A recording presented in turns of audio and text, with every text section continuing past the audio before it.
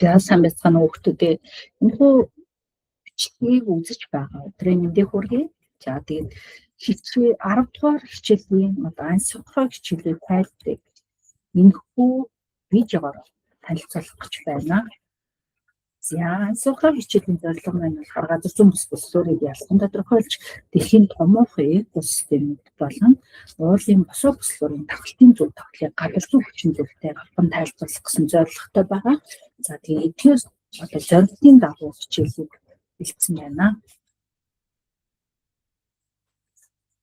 Яагаад дэлхийн уур амьсгал, хөрс, урмал амьтнууд гал янз бүр байт юм байна. Тэр өөрийнхөө таамаглалыг их шүүхээрээ. Тэгээд газар зүйн бүслөрөөс нөлөөлөх хүчин зүйлсийг эдгээрс зургаас харьцуулж нэрлэлээрээ за гурван дээр хэрэгтэй бүс болоод босоо бүсийг харьцуулсан байна. Газар зүйн бүслөр гэдэг нь өргөргийн дагуу дэлхийг ороож үүсэж байгаа дэлхийн бүрхүү өвчин.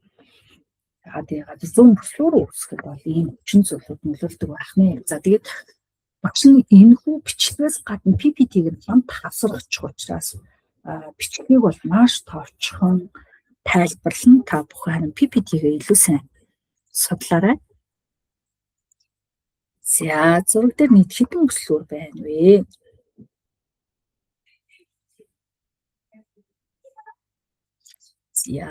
Ингээд дасгалууд үргэлжлэж байгаа. Газар зүйн үндсэн ба завсрын бүсүүдийг энэ зурагнаас ялгаж бичээрэй. Тэгээ газар зүйн бүс гэж юу хэлдэг вэ? За өнгөөр ялгаад энэ гол тулаад агуулгыг оруулж өгсөн байна.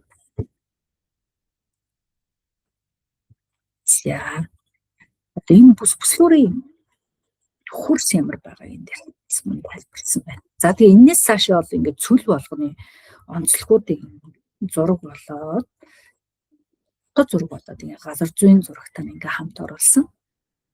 За энэ бүхнийг нэг хүчлэг танилцаараа тэгээ амьд организм тэдгээрээ амьдрах орчны хооронд харилцан холбооны нийтлэг бол экосистем гэдэг. За тэгээ экосистемийн холбоогийн зургууд дээр бас харуулсан байгаа. За тэгээд энэ хүснэгтийн нөхөрөө эхлээд хүснэгтийн нөхчөө дараа нь харин эндээс ингээд зөв хариултаа авах боломжтой байгаа шүү. За тэгээд Монгол алтай нуруу болоод Килиманжарод өндрийн бүслээр ялгаатай үүснэг энэ зурган дээр харьцуулж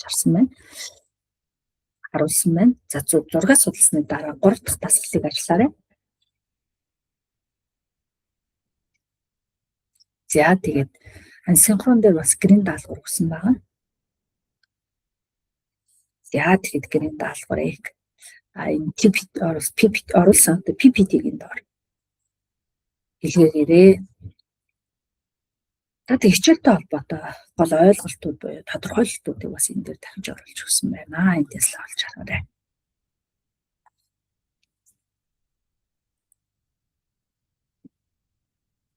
Бүгдд нь амжилт хүсье, баярлалаа, баяртай.